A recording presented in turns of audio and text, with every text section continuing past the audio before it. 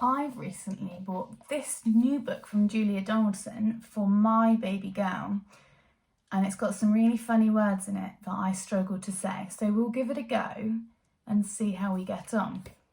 It's called The Smeds and the Smoos.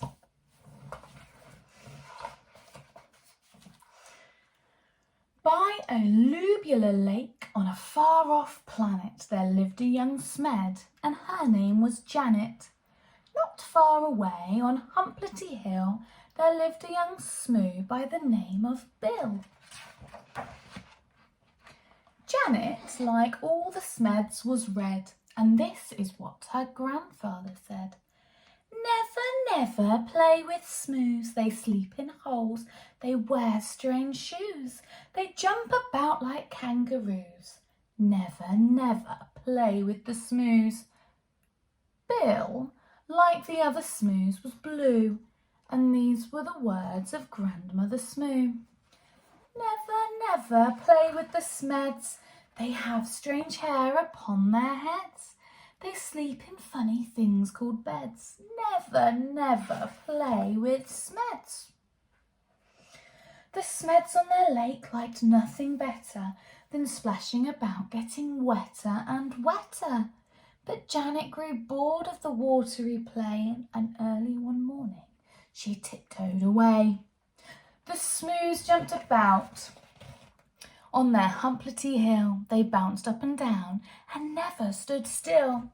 But Bill was beginning to think, this is boring.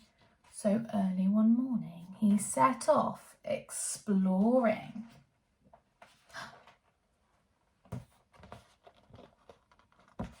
Janet met Bill in the Wirpular Wood, where the trockles grew tall and the glompons smelled good. The two rubbed antennae and played all day long. She told him a story, he sang her a song. Then they climbed to the top of the Gerberry Coot and nibbled its juicy and jellyful fruit. Till who should disturb them but Grandfather Smed, shaking his fist as he angrily said, Never, never play with a Smoo. They're such a nasty shade of blue. For the 100th time I say to you, never, never play with a Smoo. Grandmother Smoo was close behind, and this is how she spoke her mind. Never, never play with a Smed. They're such a dreadful shade of red. I'll say again what I've always said. Never, never play with a Smed. Years went by on the far-off planet. Janet missed Bill and Bill missed Janet. But off they crept whenever they could to sing and play in the Wirpular Wood. The two of them grew and decided to wed. But what do you think their grandparents said?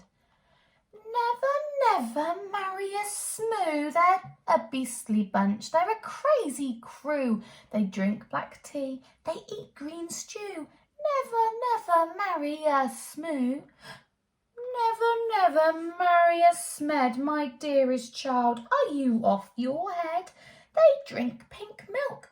They eat brown bread. Never, never marry a Smed.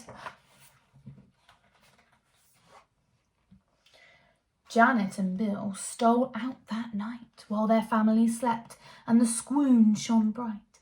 They clambered into the Smed's red rocket. Grandfather Smed had forgotten to lock it. Bill pressed the button and Janet steered.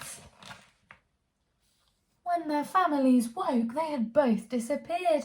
The Med said, Your Bill must have stolen our Janet and taken her off to a distant planet.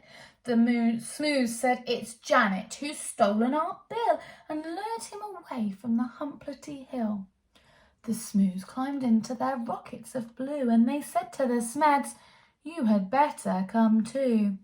Suspicious and scowling, they soared into space till they reached planet Vumjum, a dry, dusty place.